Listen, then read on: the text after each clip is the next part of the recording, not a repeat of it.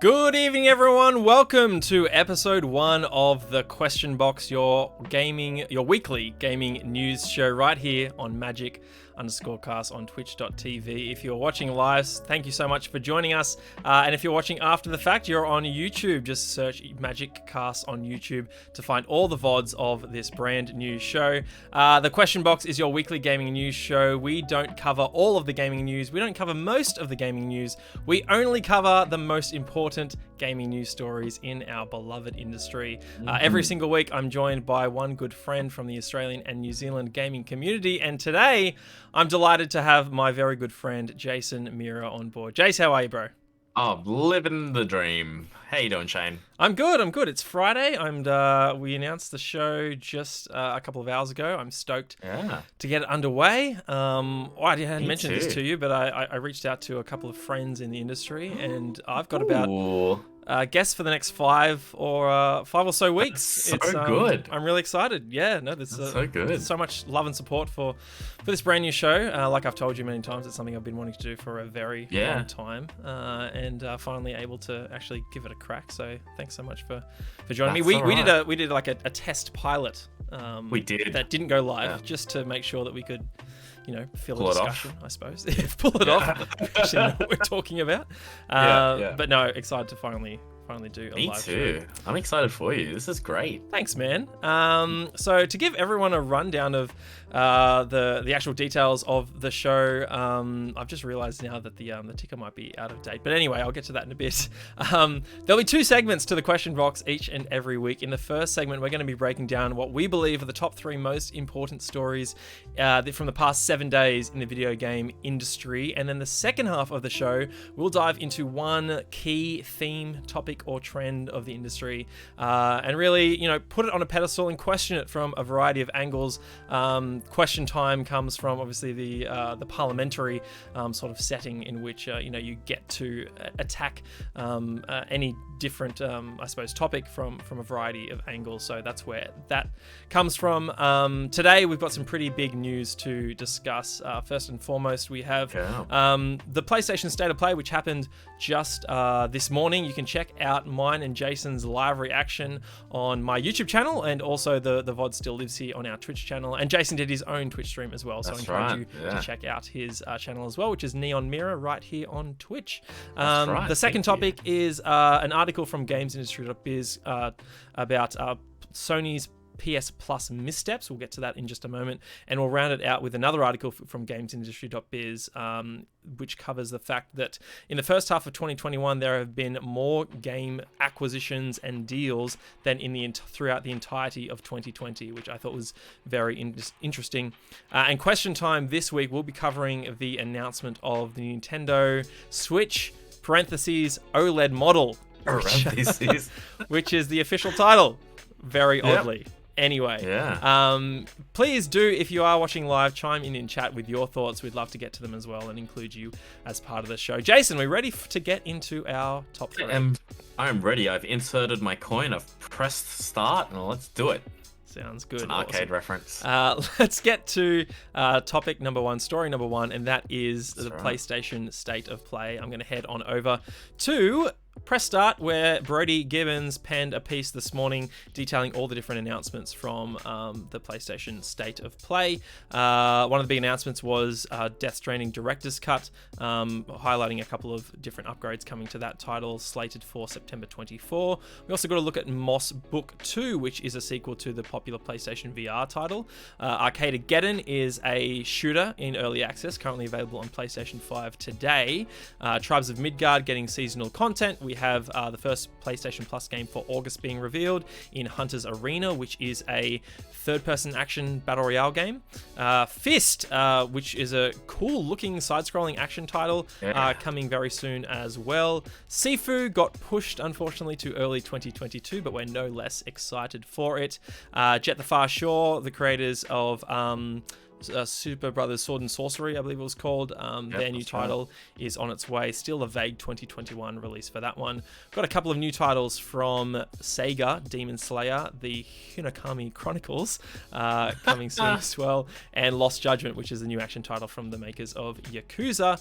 Deathloop was the highlight of the show, getting 9 minutes of gameplay footage shown, and that's arriving September 14, I want to say, or 16, one of the two. Yes. But anyway, Jason, like I said, we watched the show in its entirety this morning. We got up about 6:45 to turn on the stream and react live to it. Again, you can check out our that VOD on my YouTube channel. But first and foremost, your initial reactions, Jace. What did you think of the state of play? I wasn't like, oh my god, that was so cool. I'm so excited for all these games. I thought to myself, that was interesting, cool. Death Stranding, Seafield, still excited to play it. Yeah, it was good. You know, I was like, cool. That was good to see. I think I said this during our live stream as well. The type of announcements for the games that were shown were announcements that I would have been okay to have heard about later, you know. I mean, I don't regret waking up so early and watching it. That was really fun.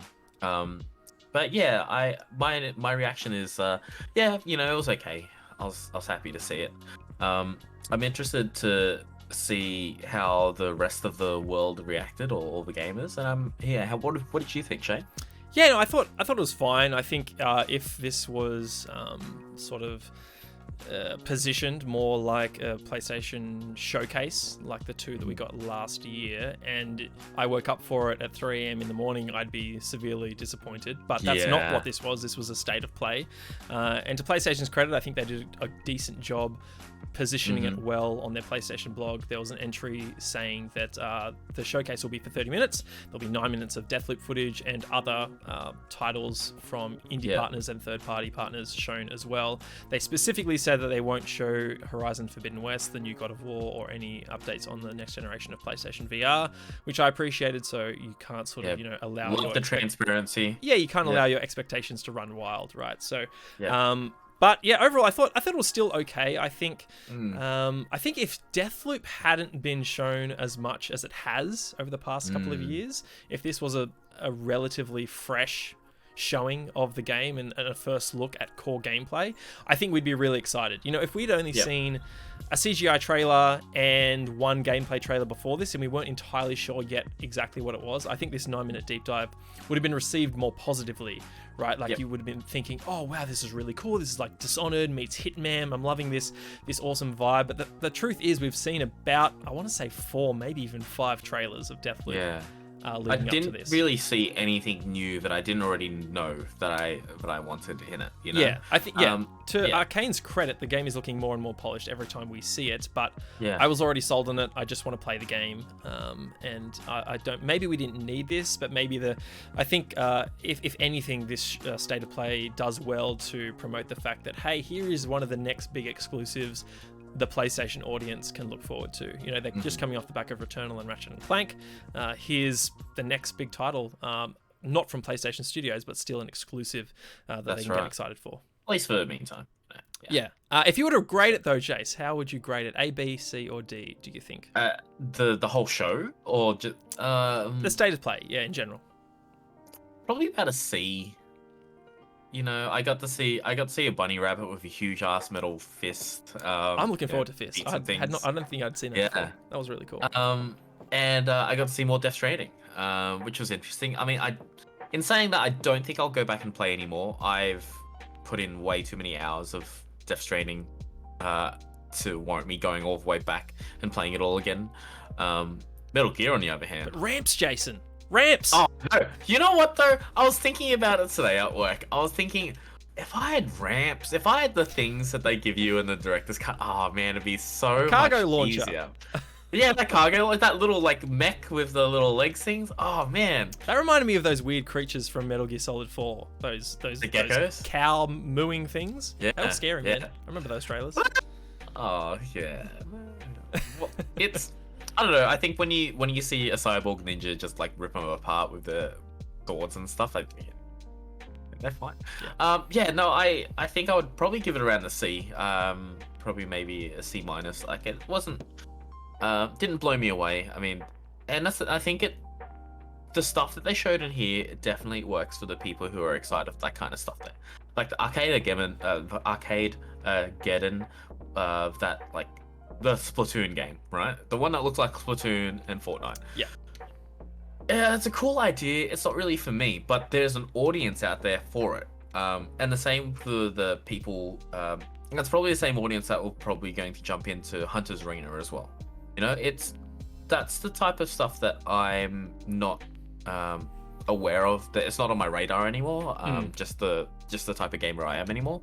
So that kind of affects what I want. And again, also, I don't have a PlayStation 5 at the moment. I don't think anyone does. But you know, I said it during our stream. When they were showing games for the PlayStation 4, I remember thinking, fuck, Horizon Zero Dawn looks amazing. Spider-Man looks amazing. Uncharted 4 looks amazing. Like, inevitably the next Last of Us game, if it ever came out, would look amazing on it as well. Like, those games made me go, I need a PlayStation 4. And I got a PlayStation 4. Didn't have that many exclusives for it, but I had it there knowing that I'm so excited for these games.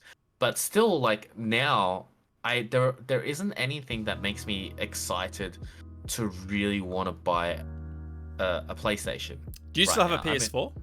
I still have a PlayStation 4. It's just over there. Yeah.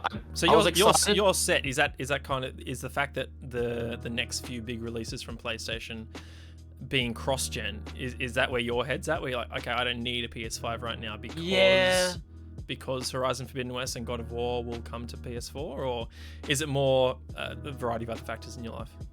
A variety of other factors, really. I mean, like, they're not cheap, the PlayStation 5, so I can't really justify spending that much for not that as many games. You know what I mean? Yeah. Don't get me wrong. Like, I will eventually get a PlayStation 5. I know it. It's just in my nature to want to get one. But yeah, nothing yet has blown me away. And this state of play hasn't helped. But I'm still excited. You know, seeing these games coming out, knowing that I can, you know, if I want to jump onto my PlayStation 4 and play. If I had a PlayStation 5, I would consider playing some of these games, like even Death Stranding again, but like it's not making me, you know, want to go out and, you know, put it on my wish list, you know? Yeah. So that's kind of where it lands for me. I know you don't have a PlayStation 4 or a 5 right now, don't you? No, I've got neither, and that really just comes from a place of I'm very fortunate I have the financial means to get a PS5 if I was on the hunt for one, but the truth is I don't have enough time to play the games that I already own and have access to, right? Like, I've got a backlog that's, you know, of genuine games that games that I genuinely want to get to.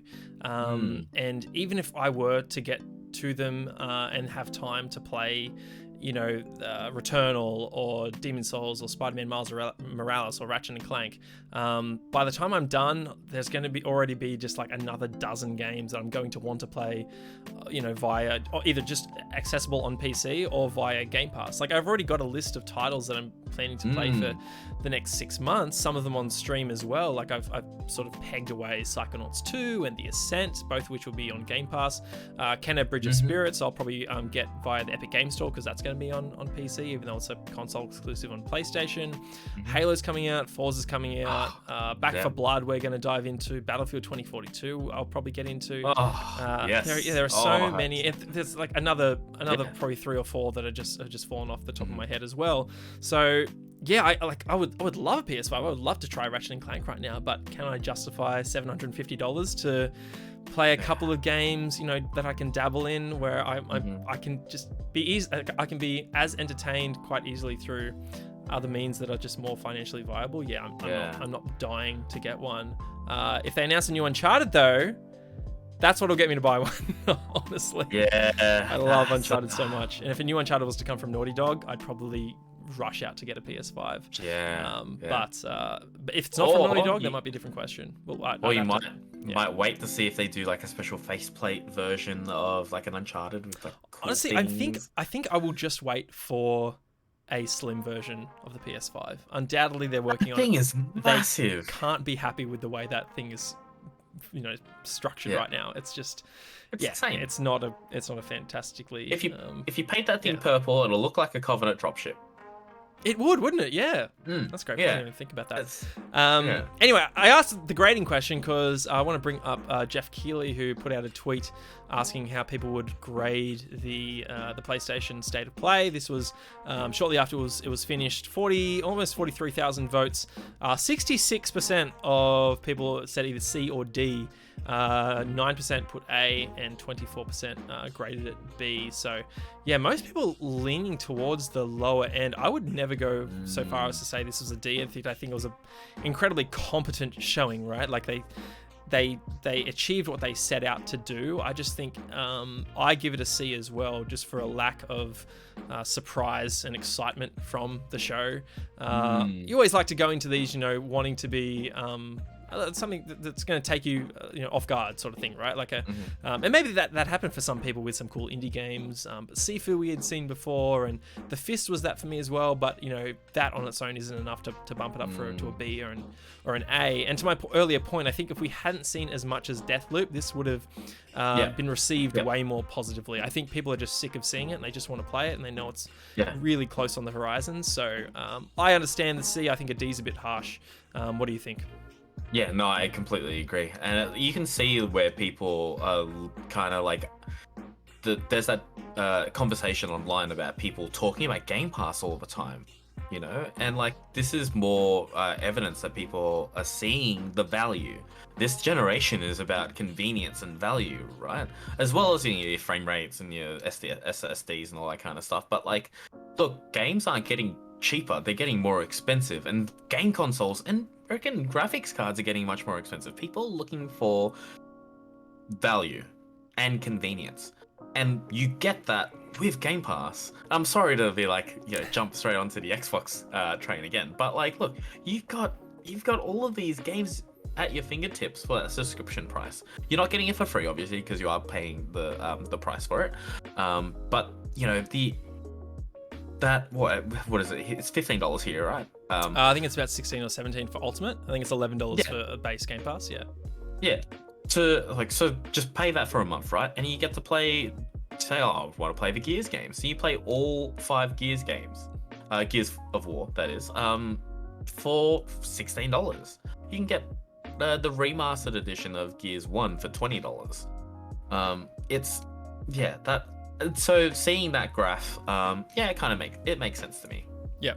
The other thing I wanted to bring up here was harkening back to the Horizon Forbidden West State of Play that happened at the tail end of May.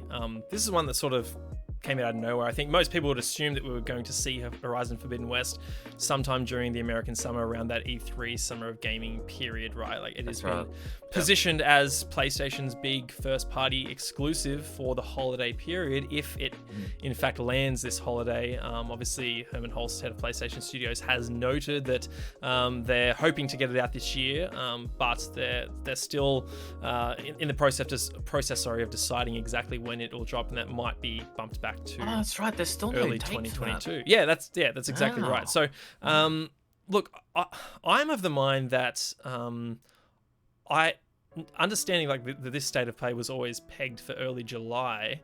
What was the point of holding the Horizon Forbidden West State of Play in early May when you're not confident in the release date? And as far as I'm aware, I'd have to double check this, but I don't think digital pre-orders for Horizon Forbidden West have gone live because you need a release date to that's right.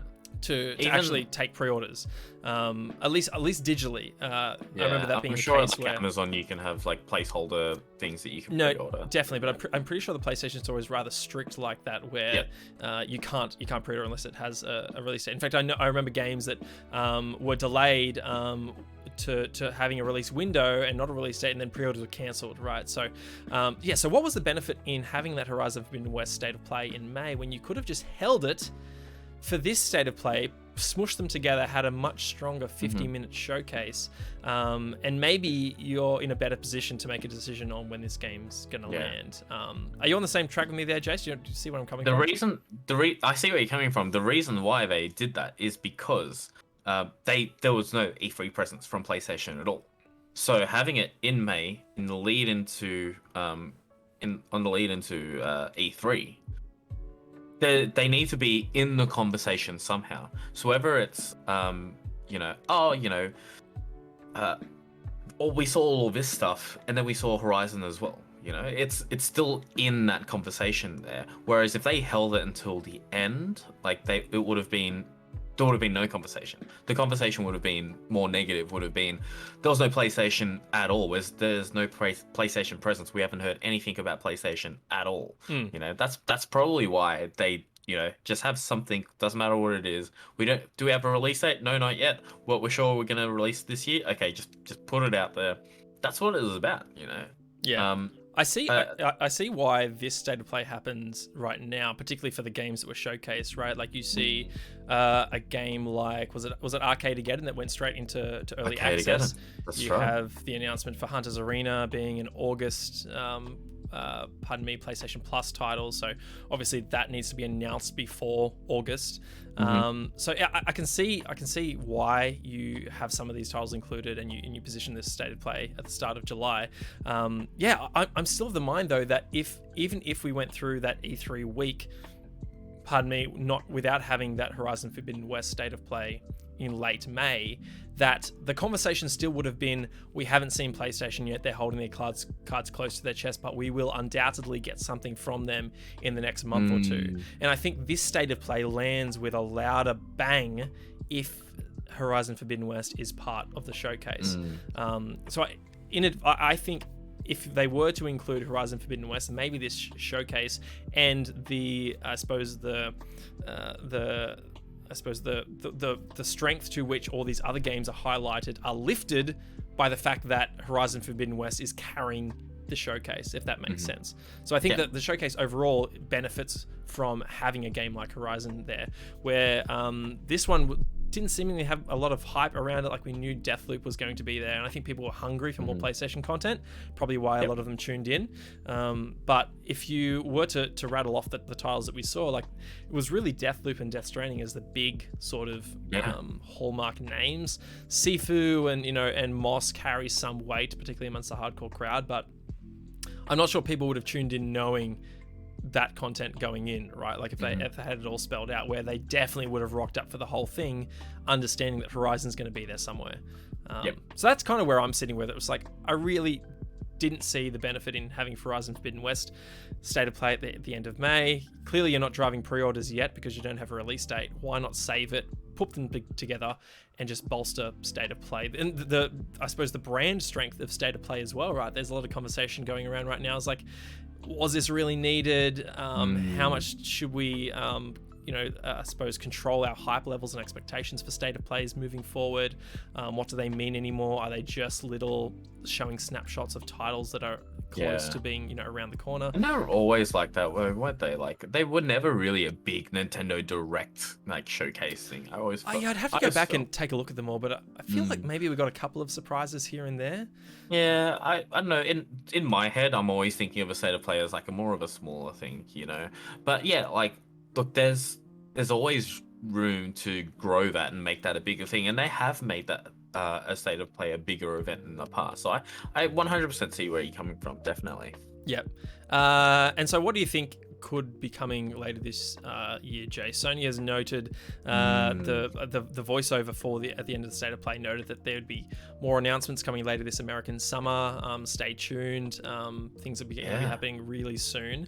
Are we expecting there was a rumor that there was going to be a much larger PlayStation showcase in July, and I think maybe it got muddled in with this state of play. But I think the PlayStation faithful in particular are really hungry for a big PlayStation Studios exclusive showcase where they can see updates on the titles they're really looking forward to. Do you think we get that this year, or considering that PlayStation has really laid out their entire roadmap for 2021 and even into 2022, that maybe they hold their cards until next year? Well, so picture this, if we were in non-COVID times, we got a stage, it's dark, Sean Layden comes out, it's like, I'm back. Herman Holtz comes out and goes, okay guys, this is a game that we're really excited for. Just sit back and watch, and then the curtains go away, and then like music, like live orchestras there, they're playing music, a lot of drums, a lot of things. And you see like a forest and things looking pretty, and then you see something off in the distance. You walk up, your camera goes in closer, and then you see like a little boy running towards it, and then you hear someone yell out, "Boy!" And then the crowd goes wild. It's God of War Ragnarok. That's got to be the next thing. Like, cause God of War, it was supposed to be announced. It's supposed to be released this year, right? And then they've pushed it back into next year. Like, where is that? We've got nothing, no visuals except for key art. Is it going to turn into a Metroid Prime 4? Again, like what? It's where is that? I think that's the thing that people are hungry for.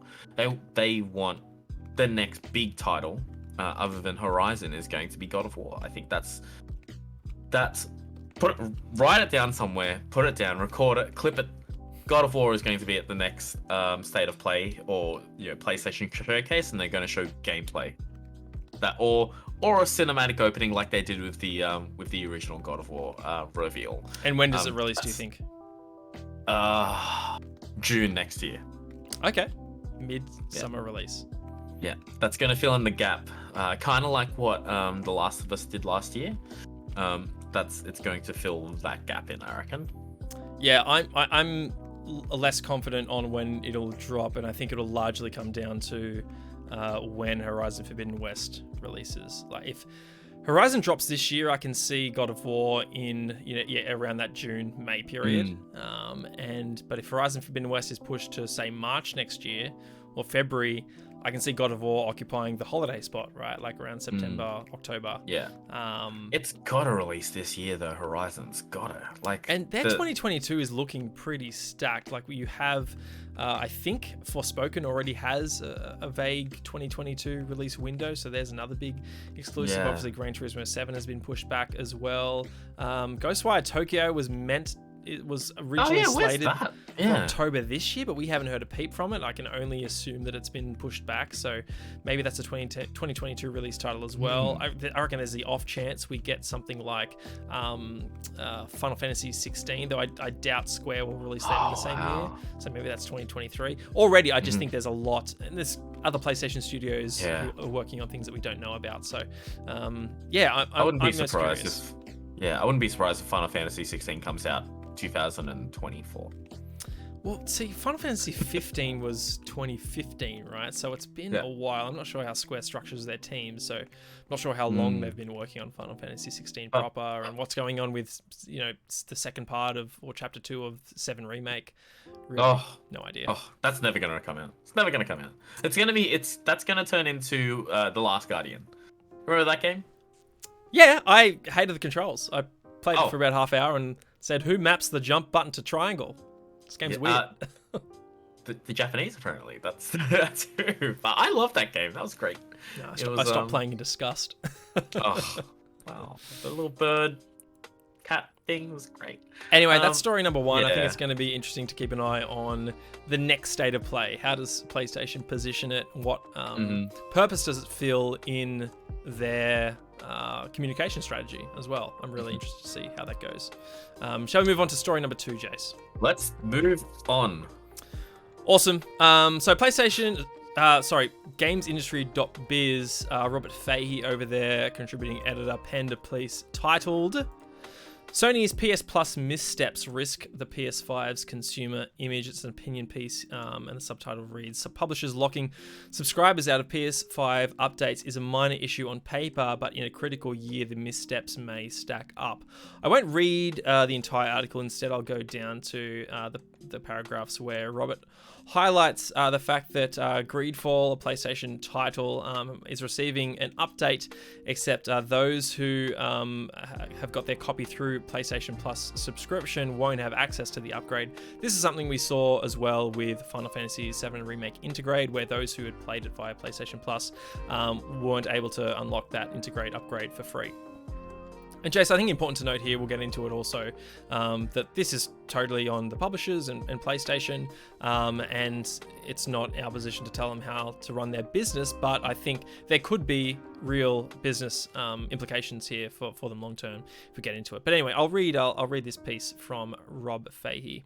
It's been interesting to watch the response to a relatively low-profile piece of news this week, the launch of a PS5 update for Greedfall. In general terms, this isn't remotely a big deal. Greedfall is fine, but it's not an especially huge or popular game, but it comes with an important caveat that seems to have ignited an already smouldering seam of discontent among the chattering classes, namely that it won't be available to people who got their copy of the game through a PlayStation Plus subscription. Greedfall's update isn't the most high-profile example of that strategy, of course. That award undoubtedly goes to Final Fantasy VII Remake, whose Integrate update for PS5 also isn't available to people who played the game through PS Plus. However, by adopting the same strategy, Greedfall makes this look awfully like a trend, one that's indicative of what's easily, if uncharitably, characterized as Sony's ongoing problem with handling software that spans this generational transition, and more generally with how it's pitching PS Plus. Sure, Greedfall itself isn't a big deal, but the message being sent by this and FF7R, that PS Plus games paid for consumers' monthly subscriptions are lesser second-class citizens compared to purchased games, is a potentially huge problem in the making for the company. The question of how Sony is going to respond to the value challenge posed by Microsoft's Game Pass is increasingly essential to this entire console generation. Quote, by letting third-party parties devalue PS Plus editions of games in a consumer's eyes, end quote, is not a great opening move for their riposte, or riposte. I don't know how to pronounce that word, Jason. Anyway. Let's just assume that I would have said risotto. Risotto. Anyway, so Jason, you mentioned Game Pass earlier, and before we get into comparisons with, I just realized that text is really small for people on screen. Apologies about that. Without first getting into comparisons, I suppose I just want to outline this conversation first and foremost. By saying that obviously PlayStation is off to a soaring start this generation. The PS5 is their fastest selling console. It's selling quicker than the PlayStation 4 at the same point in each console's respective life cycles. They're doing really well. The console costs more than the PS4, so PlayStation is making a greater sort of revenue off the back of each console sold. PlayStation business is looking mighty positive. I think many people would argue that their launch lineup in their first 9 months on the market is stronger than PS4 as well, especially when you factor in the exclusive games that have come. I'd also like to highlight that the PlayStation Plus offerings have been particularly strong as well. You got free access to games like Bugsnax, Destruction All-Stars, I think that game was called. How did... Probably speaks to the popularity of that game that I've already forgotten the name. Oddworld, the new Oddworld game that came from Oddworld Inhabitants as well. We have Hunter's Arena coming out very soon as a free PlayStation Plus title. So they're doing a lot of work to really provide a valuable experience to PlayStation consumers. But there are these weird decisions, and I get the feeling that just based off their goodwill, they're getting away with it, and you don't see a great deal of pushback from the PlayStation community in particular. I don't know. What are your feelings on this whole thing? Well, this is like I only really found out about this tonight when you showed me the story. This sucks. You know, it's like that quote there about second-class citizens. It's like with correct me if I'm wrong, with Game Pass, you're already upgraded to the next version, aren't you? Well, yeah, it's just it's smart delivery, right? Like the game will determine which console you're playing on, and you'll get that version of the game. Exactly, right? Like that just makes sense. Like the whole, you're already playing the game. Why isn't it already upgrading for you? Like why do I have to buy the game if I already have the game through the subscription service? Isn't my subscription what you want from me? You're already getting my money. What's that one lump sum going to change in regards to the fact that I can play this game, as opposed to an annual subscription or a monthly, weekly subscription? I don't know how PlayStation Plus works. I don't have it. It seems very anti-consumer, pro-business. And again, like you said at the top, like this, we shouldn't tell companies how to make how to run their business. Except McDonald's, you need to stop cleaning your ice cream machines at like 12 or 11 o'clock when I want an ice cream. Okay. But like, yeah, it's the whole, you know, what can the consumer do to tell PlayStation, look, this isn't right? Do you vote with your money? How do you do that? Because you need PlayStation Plus to play online, right? It's their equivalent of games with gold. Xbox Live Gold. Xbox Live Gold, yeah. You know, so you kind of need that to keep playing, but you can't exactly say no, I can't. You know, it's like saying, you know, I don't like the car that I'm driving, but I need a car to drive. You know, it's a hard one. I don't think I know what the right plan of attack is for this one, except that it sucks. Yeah, no, I think this looks particularly bad when you compare it to, you know, other business models like Game Pass. In and of itself, I don't think it's the worst thing, right? Like I think, you know, consumers have been trained to pay for new content. Even last generation, going from PS3 to PS4, you know, you were paying for, remember, the definitive edition of games, essentially re-releases of 360 and PS3 generation games on PS4 and Xbox One, slightly better lighting and textures, but no upgrade path. It was you're buying a brand new game, and maybe you get some of the DLC and it's packaged like a Game of the Year edition. I remember that happening with, you know, Tomb Raider and whatnot as well, and even something like The Last of Us, right? Like The Last of Us, the first game, PS3, remastered on PS4, and slightly better. I think maybe the frame rate was a bit improved, but there was no upgrade path from that, at least from memory. I don't think there was. Happy to be corrected on that if I am wrong, but yeah, I'm more interested in the fact that it doesn't seem like, well, one, to Rob's credit here, like he points out the fact that these two examples he's given, Final Fantasy VII Remake and Greedfall, are coming from two different publishers. So this paints a pattern, or like establishes a trend amongst publishers that this is okay on PlayStation if you're a PlayStation Plus title.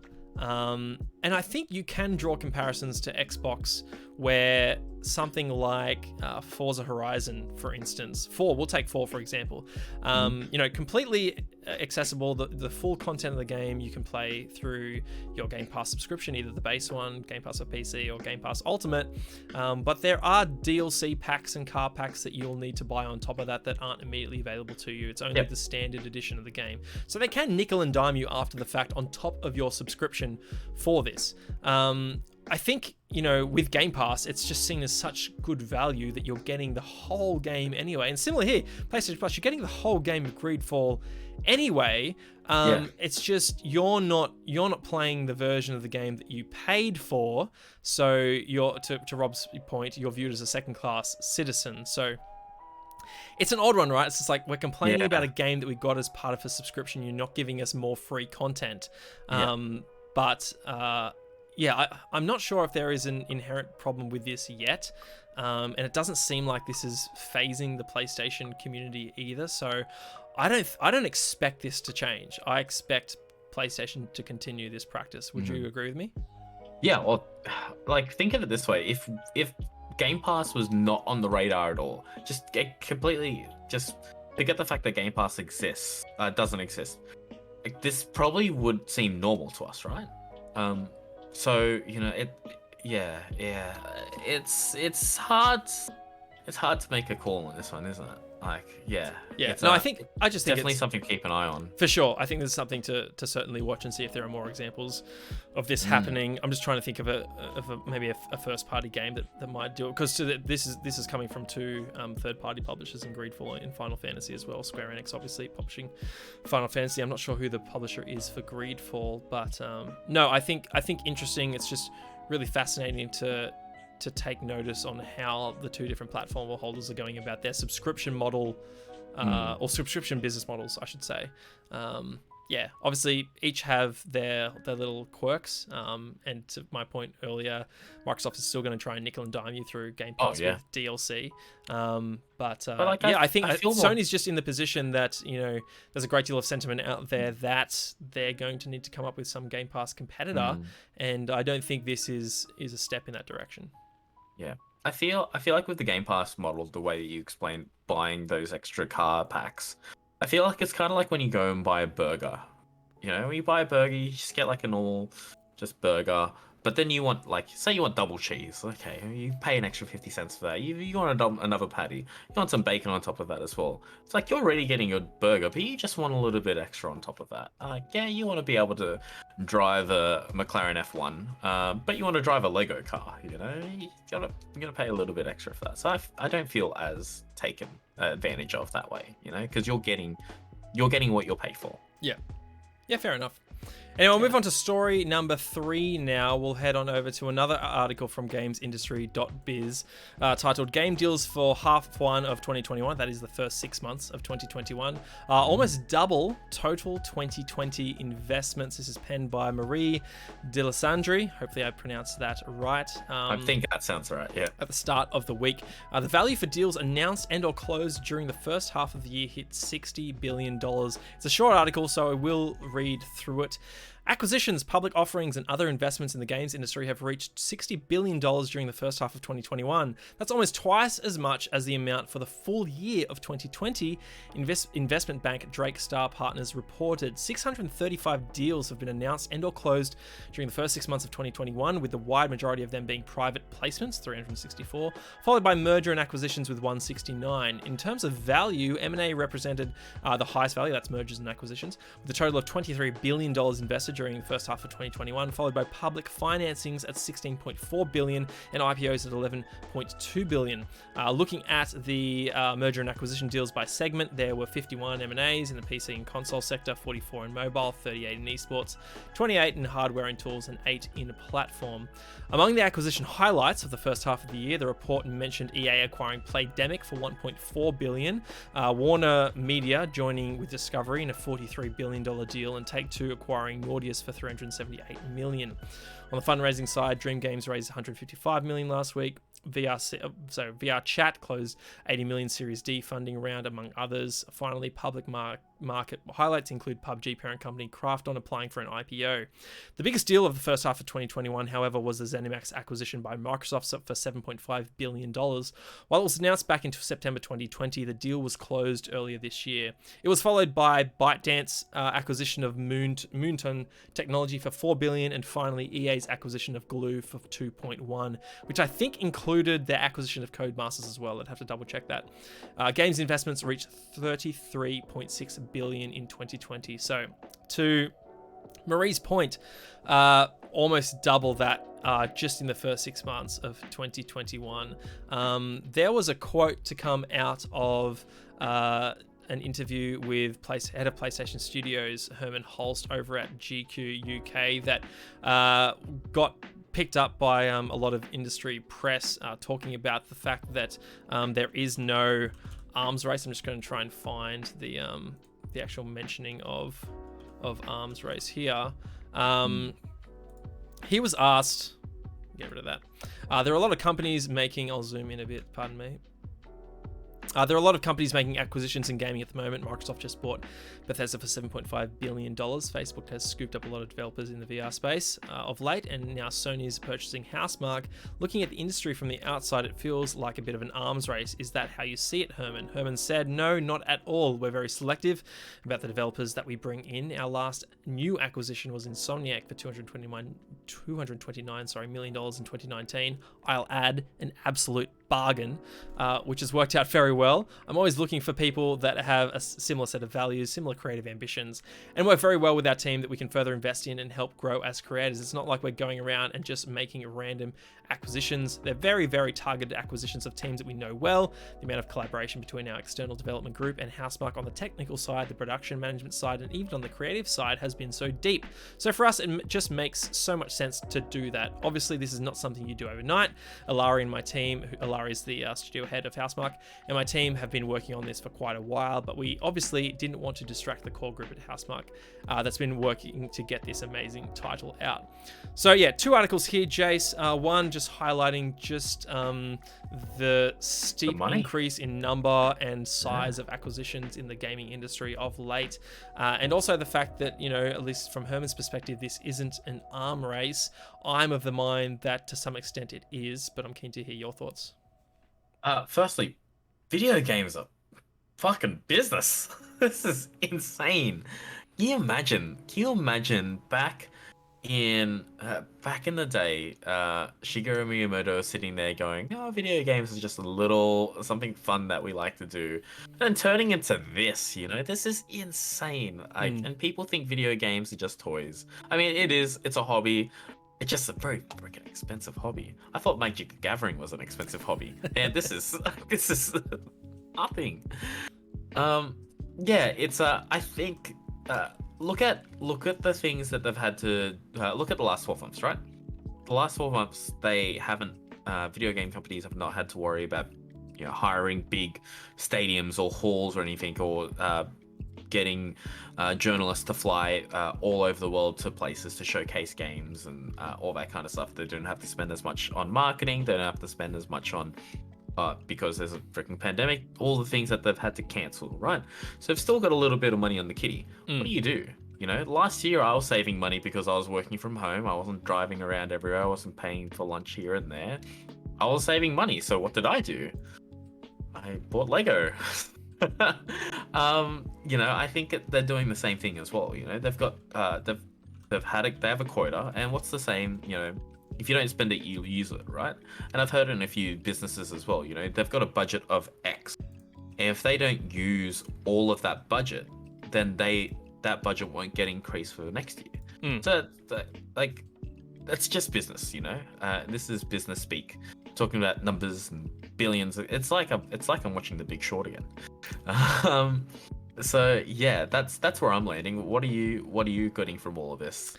What am I missing? Yeah, I think there's a couple of things, right? Like I'm no financial expert, but I believe it was Jeff Grubb from GamesBeat was noting that the Microsoft in particular are looking to spend because interest rates are on the rise, and all the money that they have in the bank is about to be worth a whole lot less than it is right now. So it behooves them to spend it and not just have it sitting there in their accounts, because it's just going to be worth less in 12 months time, which obviously when you've got $100 billion in the bank, even if you take a 10% hit, there's $10 billion wiped from your books overnight. They don't want that. They would rather throw that at a ZeniMax, right? Or throw that at a LinkedIn or a Discord, and actually bolster their business. And we know that they're going to make that back in like the matter of a month or two anyway. I think the last quarter they reported $15 billion in profit in 3 months. So they're not concerned about needing to just, you know, get this money off their books. They know they're going to make it back. So I think from a Microsoft perspective, and from any other big company like, or a particularly American company, you know, that's where that's coming from. I'm more interested in Herman's answer about there not being an arm race, and I think to a certain extent there definitely is. When you look at it's becoming much more difficult to name the number of high quality, high profile, independent third parties going on in the industry right now. And with every, hey PJ, thanks for joining us, man. Hope you're well. With every acquisition, that's one less studio available to publish across all platforms. Now, of course, you argue a studio like Housemarque or Bluepoint, they're publishing exclusively on PlayStation anyway. Not a big deal to Xbox and PC players, right? Because they're not losing anything by having Housemarque or Bluepoint be acquired by PlayStation. And the same can be said for someone like Undead Labs or Playground Games, you know, when Xbox picked them up, because they only had an exclusive Xbox relationship. So I think there's that angle as well. But 8 Bethesda studios are now not going to be making games for PlayStation. You know, there are rumors that, you know, names are being thrown around right now, like NetherRealm, Crytek, Avalanche, IOI as potential targets for acquisition as well. You know, more leaning towards Microsoft. These rumors are, but again, that's 4 big AAA games every 3, 4, 5 years, not releasing on multiple platforms, instead being, you know, held to console and PC, or at least Xbox and PC on Microsoft's side. So yeah, I'm finding it, I think there is an arms race, particularly for third-party independent studios. I think there are very few that won't be picked up because I think their asking price is too high, and the names that come to mind immediately are Bungie and CD Projekt Red, although CD Projekt Red probably a lot cheaper than they would be 12 months ago. But I think there are those names that are just going to demand such a high price that they're not going to sell, and they will just take deals with first parties like PlayStation and Xbox. But you even see it with big companies like Embracer Group picking up people, Facebook. I think it was Facebook that picked up Ready at Dawn as well. He was a studio 5 years ago shipping a AAA third-party game for PlayStation, now off the market. They're not even making games for console and PC, right? I think it was Tencent or Facebook. I'd have to be fact-checked on that. So I think there is an arms race. I think you also have the fact that there will be independent studios that are, you know, getting better and bolstering their man count, and will be able to deliver some more AA, maybe AAA games in the future. And I think they're really loving it right now because they're demanding a higher price as well. They're just more valuable than they were 2-3 years ago. So I'm really excited for third-party developers and indies in particular, because their content holds more value now than it has ever done in the past. And it's going to be on these big companies to cough up the money to get that content. So I disagree with Herman. I think there is an arms race, particularly amongst independent third-party studios. Think of it this way. You know that the tortoise and the hare race? The Never heard of Jace. Explain it to me. Well, see, when a mum and a dad love each other. Shut up. Keep going. So, at the moment, PlayStation's the hare, you know, or the rabbit. At the moment, it's already winning. It's just, you know, just chilling out, whatever. Where like Microsoft is just going for it, and so for the rabbit, there is no race. It's just like, oh, I'm gonna win anyway. So, you know, what do you think about that? That they're not in the arms race because they're already in the lead. Are you talking about Microsoft specifically? PlayStation isn't. Oh, PlayStation. You mean as the market leader? Yeah, that's right. Because they're not in the race anymore because they've won the race for them. You know what I mean? I think these acquisitions point to the fact that they know they're the hare and not the tortoise, and that very quickly Microsoft is going to catch up. In fact, I mean they've surpassed them right in terms of studio count. That's but right. in terms of business, PlayStation just isn't set up in the same way that Xbox is to future-proof themselves, right? Like obviously they bought Gaikai almost a decade ago. They haven't really done a lot with that tech yet outside of PlayStation Now, which is somewhat of a dead service. Hey Matt, thanks for joining us, bro. You say it is an interesting dynamic, that's for sure. The safety net of someone like Microsoft or Sony is a huge bonus for those studios, of course, and that's actually an important thing to touch on. Jason, I'll come back to your point about the tortoise and the hare in a moment. I think we mentioned this last week. Episode 1. Episode 0. Episode 0, where we discussed in an episode that hasn't been published, the fact that I'm most excited for someone like Housemarque because they have that security to, you know, go on and make the games that they want to make. And it's the same way how I felt about people like Obsidian and Double Fine, who don't have to worry about when the next paycheck is coming. And someone like Tim Schafer doesn't have to spend 6 months pitching to every publisher in the industry just to sell the idea for the next game. They know where their next paycheck is coming from. It's coming from Uncle Phil, and all they have to worry about now is the creative side of things, making the best game they possibly can, and publishing it on Game Pass. So that's right. It's exactly how I feel about Housemarque and maybe Bluepoint. Still not confirmed yet. Back to your point, Jace, about the race. I think the fact that PlayStation has acquired Housemarque and looks to be acquiring Bluepoint, they also picked up Nix's software as well. That points to PlayStation recognizing that they need to keep up, and they're going to do so in a manner that suits their business. Obviously, they don't have the capability or the deep pockets that Microsoft has, but they're going to pick up the studios that make the most sense. Because if they don't, then someone else will. I think thankfully for them, they've got some really strong third-party relationships, which someone like Facebook and Google don't have, and Amazon for that matter as well. So they're secure in that point. But I think they're going to need to be more flexible and agile in the next 5 years if they're going to remain market leader, I'll say. And I think, I mean, this is already the case, but we're not measuring market leader by console install base anymore. Even the new CEO of Sony has acknowledged that it's all about engagement and active users, which is why you see them highlight the fact that they've already eclipsed 50 million PlayStation Plus subscribers as well, which is a huge deal, right? Like, we rattle on about 18-20 million Game Pass subscribers, 50 million PlayStation Plus subscribers, paying half the amount of Game Pass. That's the exact same amount of revenue. So PlayStation need to capitalize on that. And I think that's why you see them, throwing new release titles into PlayStation Plus each month as well. So into that instant game collection. So yeah, I'm really interested to see where this one goes. But I definitely disagree with Herman. That's kind of where I land on that one. I'm very interested to see what the lay of the land looks like towards the end of this generation. I wonder, because the 360 era, the Xbox was, correct me if I'm wrong, the 360 was kind of leading, and then towards the end, the PlayStation caught up and overtook. Is that sound about right? I don't know the exact numbers, but I think they both landed around the 85 million mark, and I think PS3 is just higher by the end. Important to note that Xbox 360 had 8 years to sell that many consoles. PS3 had 7 years, so PS3 sold better, or sold faster, I should say. Across that life cycle, but it really didn't matter, right? Like, it was 360 was, I mean, Wii aside, 360 was sort of heralded as the winner of that generation because PlayStation fumbled an $150 million PS2 install base lead, and Xbox was coming off the back of about a 22 million, I think, original Xbox install base. So clearly they were the victors when you compare it like that. So did you have another point you were going to make there, Jace? Nope. All good?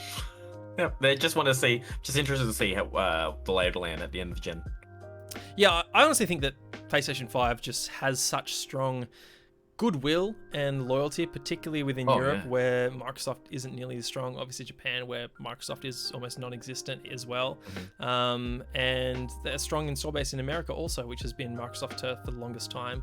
I would expect PS5 to sell 100 million consoles, just like the PS4 has.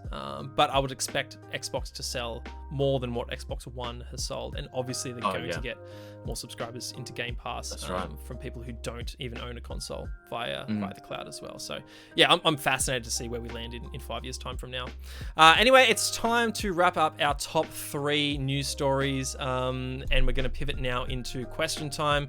This is the latter half of the show where we dive into one big industry news topic, trend, or theme. And the one big one that I want to discuss, Jace, is this announcement of the new Nintendo Switch (OLED) model.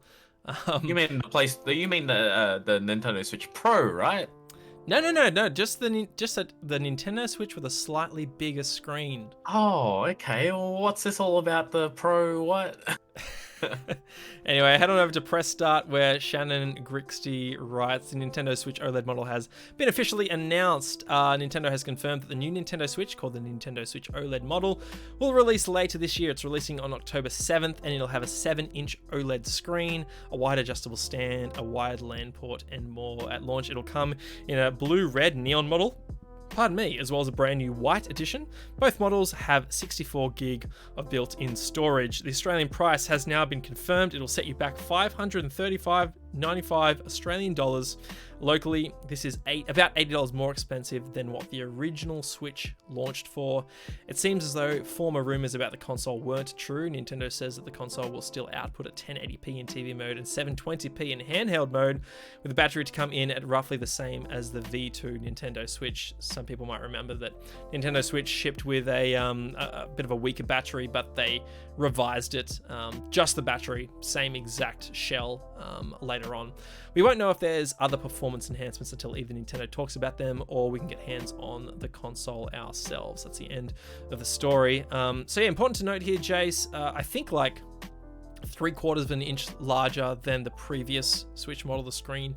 That is OLED, but still 720p in handheld mode. That baffles me that it hasn't been bumped up to 1080. But anyway, slightly larger storage. I think it's absolutely laughable that the trailer was highlighting a wired LAN port. It's 2021. Yeah, I guess. Highlighting a feature that was in the original Xbox, which shipped 20 years ago this November. I packed myself. But it's new though. It wasn't in the original one. It's embarrassing that it wasn't in the original. I know. That's how much I'll say. Yeah. Anyway, what I wanted to highlight here, Jace, is also the fact that, like, there were these Switch Pro rumors, right, as well, like about a new NVIDIA chip with DLSS, and it's going to make your games run better. It might even output to 4K on your TV. This was backed by a Bloomberg report, right? So a reputable source. And they've seemingly whiffed it here. Or have they, Jace? Do we think a Switch Pro might still come, maybe in 2022? What are your thoughts? Look, this is the company that released the 3DS, the DS, the DS Lite, the DSi, the 2DS, the new 3DS, the 3DS XL. You know, like, yeah, they will. Look, and this is just just taking steps. I even took a step back with the Switch Lite. You know, the whole reason for the the Switch was to take the Joy-Cons off and to switch it from handheld to the TV. But the Switch Lite got rid of the Switch. They would have just called it the Game Boy, or like it's it's gonna happen. At the moment, look, for the OLED model itself, like I was playing Smash Bros the other day on my Switch, which I've got here, and because I've been poning one of my friends because all she plays is Link, and I'm looking at the screen right here, right. If I go to the home screen so you guys can't see what I'm... Yeah, there you go. Communication error is what you're going to see. Look at that. Look at the bezel, right? Look at the gap. The gap between the screen and the edge of the case. It's huge. It's disgusting, Jason. How do you even play that thing? Well, that's the thing. I was looking at it, I'm thinking, wow, I from memory, like I thought, every time I think about the Switch, I thought that the screen was bigger, but then I played Switch. We played Smash that night, and I was just lost in it. I was lost in the screen. The screen size didn't even, didn't register that was small. It's like people have asked me, "Are you going to get the new OLED, Jason?" And I thought, you know what? No, this one's still fine. The Joy-Cons are fine. I have a Pro controller still anyway when I connect it to the TV. The thing that I would appreciate is the freaking shitty little kickstand. Look at this. That little. Do you use that a lot though? No, but I would. You would if it were better. Yeah, exactly. That's why I don't use it, because if I use it, it just flops over. But like right now, this Switch is fine. The battery life, I'm not journeying and playing my Switch in handheld mode all of the time, and I'm playing it in handheld home when I'm on the couch at home. So when I go, oh, battery's running low, I just move from this side of the couch to this side of the couch and plug it in, and it's fine. I think some of the hate that it's getting is a bit justified in the fact that people were expecting something, but they got this. You know what I mean? And I think that kind of comes to your own expectations. There's a tweet here that I want to bring in, if that's okay. For sure. With you, from Gary Witter, and it got a lot of people mad. So these are his words, not mine. Quote, maybe instead of getting mad at Nintendo, who never said a word about the specs of the new Nintendo or new Switch model, we're going to be prior to revealing it, get mad at internet bullshitters for feeding you a bunch of unfounded rumors and speculation in exchange for your clicks. It's like, he's out of line, but it's right. Like there's a lot of rumors, a lot of people getting excited, and it's like, I remember one year for Christmas, there was a gift under the tree, and it was for me, and I was like getting myself hyped. It's like, this is a Dragon Ball Z toy, I can feel it, I know it's a Dragon Ball Z toy, and when I opened it, it wasn't, and so like that was on me. So yeah, I mean, I'm excited for the OLED screen. That'll be really cool. But then I think about like playing Breath of the Wild and some of the effects on that. I remember thinking to myself, wow, like that looks really pretty. So look, it might look even prettier. I've got I don't have an OLED TV and I go into like a JB Hi-Fi electronics store and I'll see an OLED screen next to a shitty, 4K screen with no OLED, and I can see the difference. But even Don't you hate upgrading that? to a 4, I hate that about myself. I remember, because very fortunate, I have an OLED right now. But I remember going in and seeing a 4K TV and being blown away. I was like, oh my God, yes, this is the one I want. And then I saw an OLED. I'm like, oh, I can't go back. Like, I don't want that. It's not the best one. No, but like now that I've got a 4K TV, and when I first sat down and watched it, I was like, this looks awesome. I'm so blown away. Within a week, I barely even noticed it anymore. Yep. So yeah, I don't know. What do you still have a Switch, or I don't. No, this was I sold mine a few months into COVID. Our mate Scotty, our mutual friend Scotty, he wanted one. And I thought to myself, you know what? I'm not using mine. I have plenty of games to play on Xbox and PC, and I'm not going to be traveling for work anytime soon. So what is this doing here? So I sold it, and can't say I've missed it really at all. There have been a couple of indie games here and there that I'm like, oh, that's a shame that's only on the Switch. Those games will eventually come to Xbox if they're not already on PC. So, I haven't been too butthurt about it. And honestly, there haven't been many other big sort of, Nintendo first-party games that have really tickled my fancy anyway, that I'm really pumped for. Like, I enjoyed Breath of the Wild, and I would be keen to play the second one once it launches, but I'm not chomping at the bit to get my hands on it, that's for sure. So, I'm not really missing out. This new model does nothing for me. In fact, when it's just like, oh, it's more expensive, I'm like, okay, that's another reason for me to want it less. What would make you buy a Switch again? This is gonna sound really not fanboy, but just like almost selfish of me. I want Nintendo and PlayStation to give me their own Game Pass. Like that's what'll get me. Like I will buy the hardware and then dabble in the subscription services if you just give me the access to do so.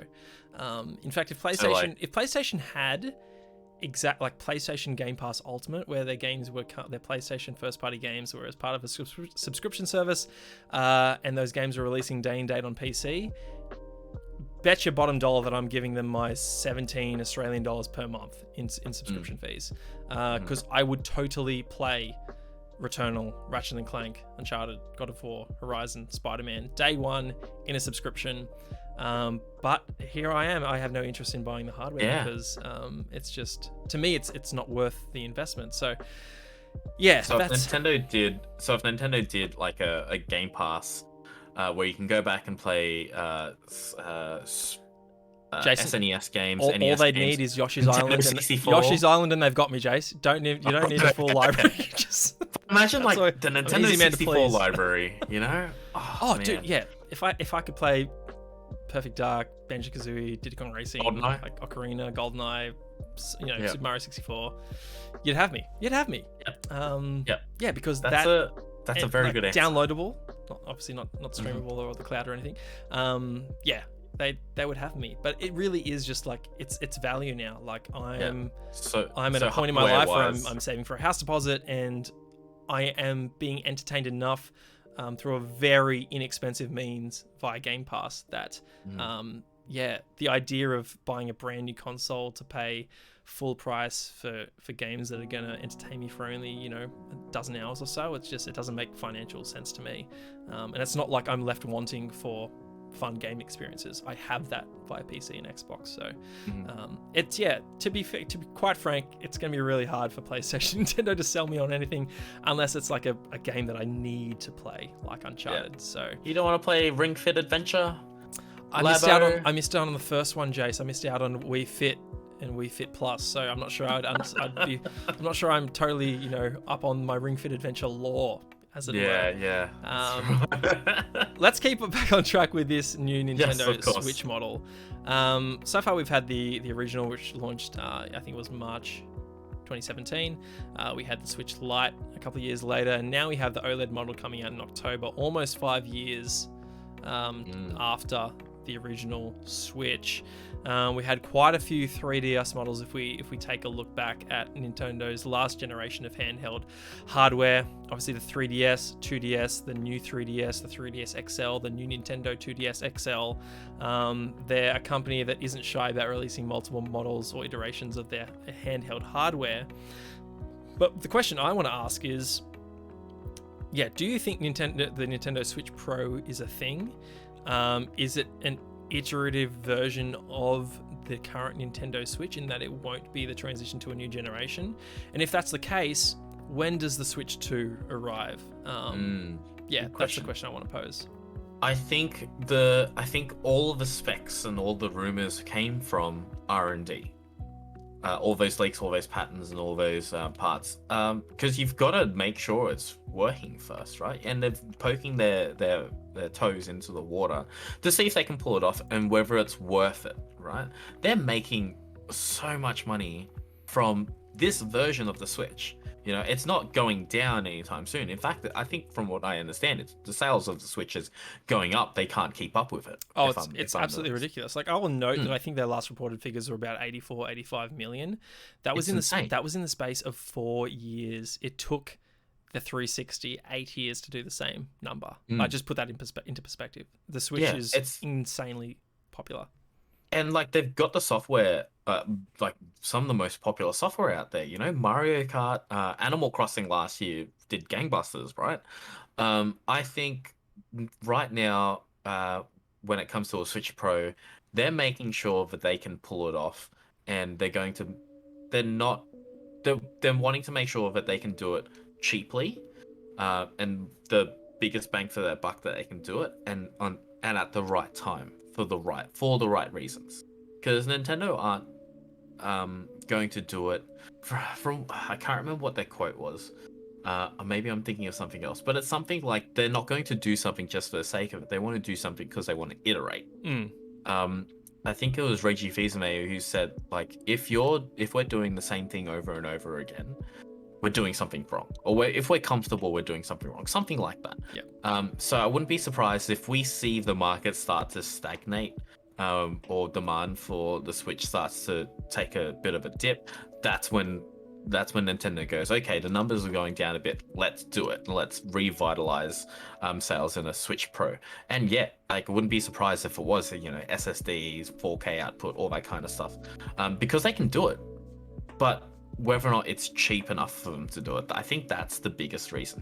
When it comes to a Switch 2, not for a very long time. I think that what we're seeing right now, I think what we're seeing right now with the new iterations is what we're going to get, at least for a long time, until they say, okay, we need to look at something else other than this hybrid handheld home console experience. You know, I don't think, because look how well they're doing right now.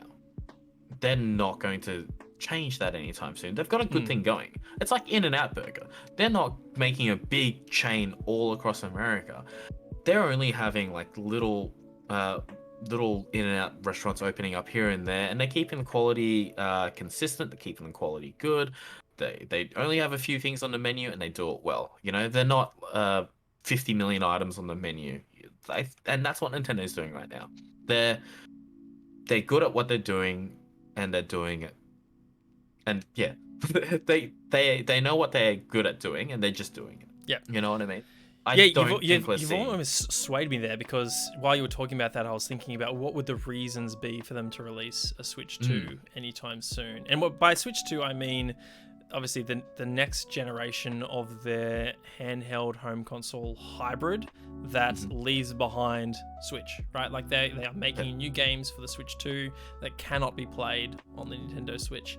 And we know that, you know, Nintendo is a company that marches to the beat of their own drum, and they have not for the longest time had any desire to compete in the power game, right? Like their hardware is not comparable to that of PlayStation and Xbox, and they don't care, because they've got their own market that they service, and it's clear that the 84 million Switch owners don't care about power either. And if they do, then they probably have a complementary console, or they have a PC that's able to play the games right here, baby. that aren't on the Switch. Your you are Exhibit A, right? Like you Yep. enjoy your experience on the Switch, and you have your PC and your consoles, your PlayStation and your Xboxes for those more hardcore experiences. That's right. So in that sense, yes, it's like why would they want to make a more powerful console? And I think it's going to come not from the consumers demanding it, but from developers. If we reach a point where 2017 Switch hardware is just so outdated that developers have no desire to create games for that hardware anymore, because either their vision or ambition can't be facilitated using that tech, I think that's when you start to see Nintendo sort of transition to a new console generation. And I don't think that's for like another couple of years. In fact, I'd probably, I wouldn't say I'd put money on it, but I don't think we see the next generation of Nintendo hardware until 2020. I was going to say 4, but maybe 3. 2023, really? I don't think you get. I mean, yeah, I don't think you get like Switch 2 next year, which is 2022. Oh no, definitely not. I think I would have said holiday 2022 at the earliest. 2023 at the earliest. Maybe even early 2024. Because I was going to say late 2024, late 2025. Oh, really? Even that far back? Yeah. See, I think that's going too far. I get that's way like it is archaic technology in that Nintendo Switch. And the one thing I'll note as well, like, you know, when you look at the success of something like the PlayStation 2, this is a console that like really like hit its stride is the wrong term, but it reached mainstream critical commercial success when it hit the $249, $199 US price point, which is currently where the Switch Lite is sitting. People ask, oh, what's the purpose of the Switch Lite? It can't, you know, detach the Joy-Cons anymore. You can no longer switch modes. It's all about getting that price to the $199, the one that parents see at their local GameStop over in the States or Best Buy or whatever, and say $199. I know my kids are going to love it. Nintendo's, you know, ye old faithful Nintendo, they know how to keep kids entertained.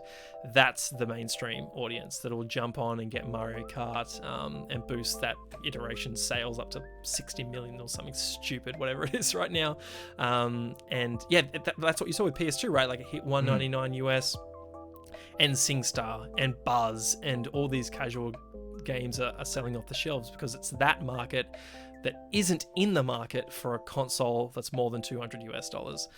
So I think they ride out this generation as long as they can, and they only switch to a new generation when the developers are sick and tired of making games for a console that's at that point probably 6 or 7 years old. At the same time, though, software is selling so well on the Switch. The attach rate is that's super high, and you see like the percentage of indie games and the split across PC, Xbox, PlayStation, and Switch. And Switch is occupying a huge percentage. So, look, they're clearly onto a winner. I mean, this show isn't the first to say that, but no, I think you've almost convinced me that the next generation of Switch is probably a whiles out.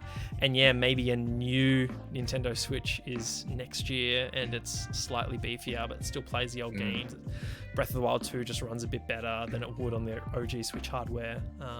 But you raise an interesting point in the sense that, yeah, Nintendo's going to innovate, right? They're going to give you a new console that does different things compared to their last console.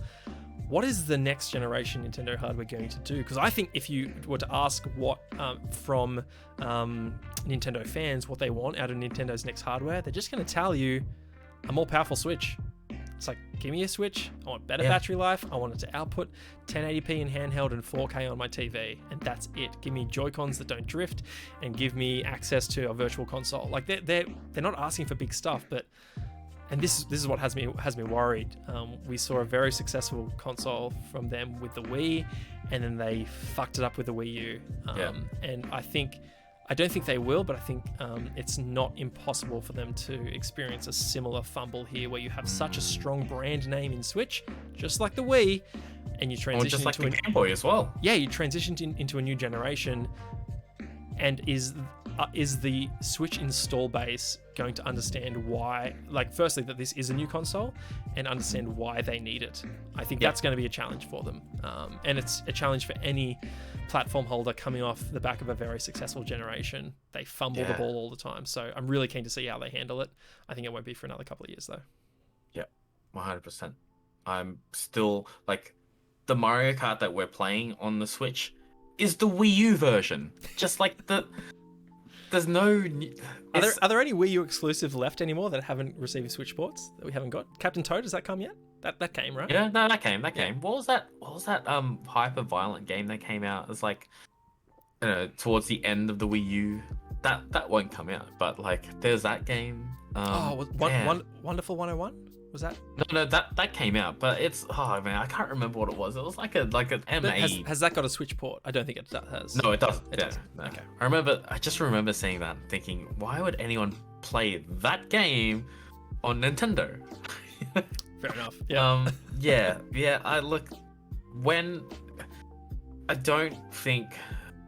When I see Mario Kart 9 come out, or whatever they call it, I think that's when we start to think, okay, maybe they're working on something else. Okay, Metroid Prime 4. It's 4, the one we're waiting for, right? Because I can't even freaking remember. When I see Bayonetta's new hairstyle for Bayonetta 3, when I see that witch like kick ass on my Switch, that's when I say, okay, maybe a year or two until the next upgrade. Because still waiting for my hot witch, you know, kicking ass. I want it. I want Bayonetta. Yeah, there are so many Switch exclusives that have just gone completely dark. Don't know when they're coming. Yeah. Anyway, so think that those, they've got to get those out the gate first before they start focusing on hardware. I don't know, Jace, as Nintendo, you're talking about Bayonetta 3. Yeah, a Super Switch launch title. I think that would be a great name, like Super Nintendo. That's a great name, actually. Super Switch. Let's do it. Anyway, we're going to wrap up the show there. This has been episode 1 of The Question Box. We hope you've enjoyed it. If you have, please leave us some feedback. You can give us a thumbs up on YouTube if you're watching it after the fact. Leave comments in the comment section below. Follow us on Twitch as well, where we do this show live. It's magic_cast. And follow myself on Twitter, magic_cast as well. You can follow Jason at Neon Mirror. Right. And look forward to new episodes every Friday evening, 8:30 p.m. Australian Eastern Standard Time. I put out the call to a bunch of friends from the Australian and New Zealand games industry, and I'm very happy to say that I have the next 5-6 episodes booked, which blew my mind. I started messaging people at about 5 o'clock today. It's now 9:30, and yeah, before the show, I've got the next 5 or 6 episodes all slotted out. So I'm really excited to have them on the show. Great. I'll tease next week that the big topic will be about PlayStation. So if you enjoy a good PlayStation conversation, join us back here, same time, same place, Friday, 8:30 p.m. For that. And yeah, Jason, thank you so much for joining me for episode 1. I had a blast with you on episode 0. I had a blast too. Good to have a good friend of mine on the pilot for this one as well. Thank you. It's been so much for you inviting me to be on the show. This is awesome. This is something that I've been wanting to see you do for a very long time. I'm happy to be here helping you out. Anything I can do to help you out, I am here for you and for the gamers. Thank you, my friend. Thank you for tuning in once again. We will see you next week. Don't forget to like and subscribe as always, and we'll see you next time. See you later. Bye.